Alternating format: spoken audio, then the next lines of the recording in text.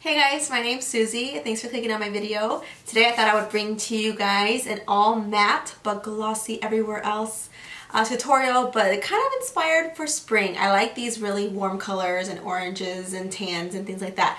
So that's what I'm going to be doing. If you guys want to see how I do it, then keep watching. To start off my base, I'm using the Benefit eyeshadow primer to coat my lids. So because the lids have a very thin layer of skin, sometimes it could be a little bit veiny. So this particular primer is a really good one to kind of add a layer of coverage, so to speak. It's not necessarily the best eyeshadow primer I've ever used, but honestly you can just use a concealer that's long lasting. And yeah, so I'm sparing it all over my fingers, all over my eyelids, and then I'm going to set it with a powder. The powder just helps all your eyeshadows like glide on smooth without skipping or kind of getting blotchy. All of the colors I'm using, some of the colors are from MAC and they were limited edition, so just find anything that's close to it. The Morphe 350 palette is a great one to use. So I'm using this kind of mid-tone orange as my transition color, and I wanted this to be an all matte look for the eyes only, and then everything else keep it nice and dewy. So I'm starting off with this matte color and adding it all over my transition. As you can see, you can layer it as much as you need to. I think it's nice that this color is a little bit more of a softer color because you can't mess up right away. Then I'm taking this next color, I believe this one's actually brown script, and I'm putting that all in the crease. So I'm really targeting it at the very edge of my eyelid. I'm bringing in whatever kind of is left over, but I'm not really adding any more color to the middle. I'm just adding that color at the very edge of it, blending it, and then bringing it in towards the in part of my crease. And just kind of layer it as much as you need it to be. So you can take it as dark as you need it. All right, so the next color that I got is actually a color from Motives. It's a very cool off-white beige type of color.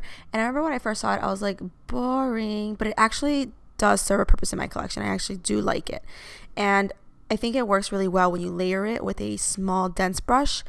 So it does take a couple of layers for the color to really pop, but I do like the way a matte light color looks on the lid. I see it often done on older women. I think it looks the most flattering because their eyes can be a little bit wrinkly, so this is a really great look if you do have more mature skin or wrinkly eyelids. All right, now the next color I'm taking is charcoal brown. This one's like a very subtle difference that it made on the outer corner. It just kind of cools it down and makes it look like it's deeper without adding black. Now I'm moving on to my face because you guys know I get bored with the eyes. I'm using the Hangover RX primer lotion all over my face and really kind of working it into the skin. And then for my foundation, I'm using two full coverage ones from the drugstore. The L'Oreal True Match in W7 and the Milani in 06. The Milani one's a little light, which is why I put it in the center of my face, but this is kind of what I always do anyways. I put the darker ones on my perimeter, lighter ones in the center, make it work, make it mix, and it always looks so good. I specifically like this particular coverage. I mean, it's pretty full coverage. It might be a little bit too much for some of you if you don't like it to be thick, but these two paired together really makes your skin look really perfect, like super perfect, poreless, flawless. But just depending on how your skin kind of takes makeup, it could potentially look full cakey. But I personally don't mind it. With this Sephora Concealer, this one's actually too dark for me, but I like it almost as a corrector. So I put it really close to my under eyes and kind of cancel out any darkness that happens to be in there. My under eye circles are not that dark, so I don't really need this like full on, or I don't need to do that color correcting too much, but this one's perfect for it. And then I use my Bright Forecast by MAC to really brighten up that area as a concealer, acting as my concealer. So it's always good to have something that's like more neutral to kind of cancel out dark circles, and then something brighter to really keep the center of the face looking really bright. And the nice thing about the MAC Prep and Prime pen is that the texture of the product is pretty thin. So you could totally layer this on top of a concealer and it won't look super thick or cakey because that texture is quite thin. Now I'm setting up I'm laughing because I love that I used this container. I waited until all my lotion was done and then I finally used it, and it's like a better one to dip into the Ben Nye powder. But I'm using the Ben Nye powder to set underneath my eyes and really brighten it up. I also pay close attention to the nose, the chin, and certain areas of the cheek so that it doesn't get oily. Now I'm taking this mineralized bronzer from MAC. This one's called Give Me Sun, and I'm using a thick brush that actually broke off, but I always forget that I even have it because it's like hidden in my collection. So I use that as my bronzer and kind of just shaping the face, adding some more dimension into the area, because foundation can really make it look flat and it can look scary, but bronzer really helps every look better. And then I'm adding the what is it called? Gold Deposit from MAC. I know, I don't think I was confused too. And I'm adding that all over the cheek area. Gold Deposit does give you a bit of a bronzer look. Definitely has some shine in it. It's a little bit sheen and glittery, but when you kind of lay it, like you dust it on with a broad stroke, it does look really, really pretty on.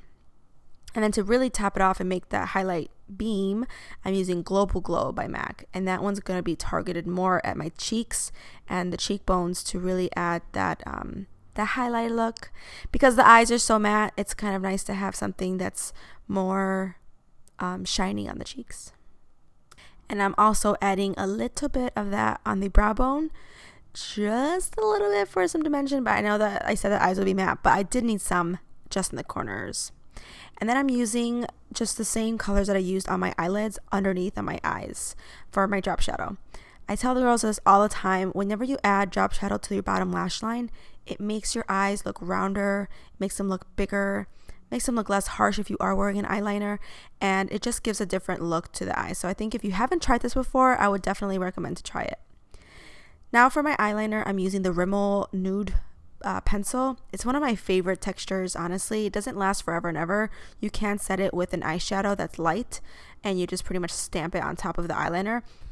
And then I'm taking the color Charcoal Brown again and really getting that as close to the lash line as possible. What this does is it accentuates and kind of acts as a contrasting color to that white eyeliner, and it also exaggerates how dark the lash line looks. So it's not really doing anything but creating illusions. And I'm doing that even more with my brow powder, which is a little bit darker than Charcoal Brown. So if you really want to make your bottom lash line look really thick and full, just add some drop shadow down there too, and it'll really accentuate your lashes. I'm adding rose water to my face from Mario Badescu. I just felt like my face was a little bit dry. My face doesn't always feel dry, but every once in a while I need a little bit of facial spray to kind of get me more excited. All right, now I'm using this e.l.f. Illuminating Palette, which sometimes for me is a confusing thing, but every once in a while I'll pull it out and I'm like, oh yeah, I really do like it. And I'm using that tan color at the high points of my cheeks. I just wanted to keep going with some cheek products. There's no really big reason why I used it. And I didn't film myself putting on my mascara, but I am using the Wet n Wild Skinny Mascara on the top and bottom lash line. Now for my lipstick, I'm using this Motives Liquid Lip. Every once in a while, I will do a very nude lip, and then I'm just like, I don't know if it looks right. And sometimes it's just about the texture that doesn't look right. So what I'm first doing is adding this liquid lipstick, and then I blend it with my fingers on the edges. When you do that, it doesn't create a really harsh contrast to your skin. So try doing that first technique. Second thing I do is I top it with a lip gloss.